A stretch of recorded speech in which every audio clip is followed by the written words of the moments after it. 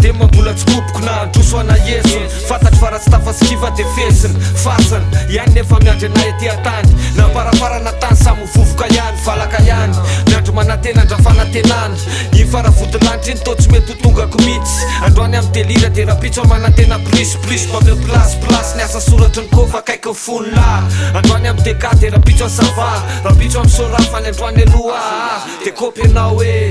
makaiza monjery rehefa maty masoandro iny de inona mony aina le totandratra anao zay tiny de ko sur le rony hoe fiainanay tsy vita ny tiktak to fa tsy maintsy mitady azay maso save masolo baba miditra ambava ny kofa eny e zay loha tsy faninana amin'ny eo ska fa mba manofinofo mandrevirevy koa indraindray zay eo tsy maintsy revena amilay fa satrinay rena haintay de hoany oantsy neritreritra anay tsy ano ihany ty mandraparatena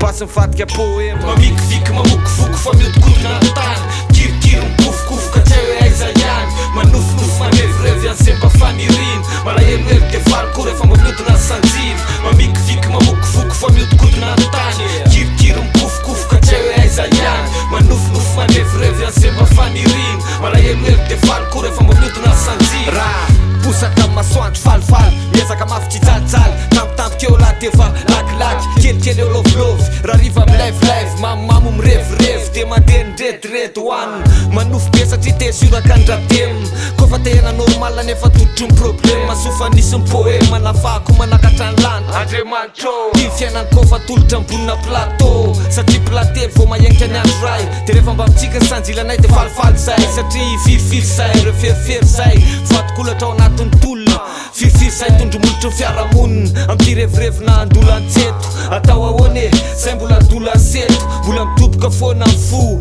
ty vazo araloha ampiverina zero any la mandraparatena mbasy mivadika poema mamikiviky mamokofoko fa miodikodina ny tany kirikiro mikofokofoka tsy hay hoe aiza ihany manofinofo mandrevirevy an'zay mba faniriny malahelohelo de valiko rehefa mba miodina sanjiny mamikiviky mamokofoko fa miodikodina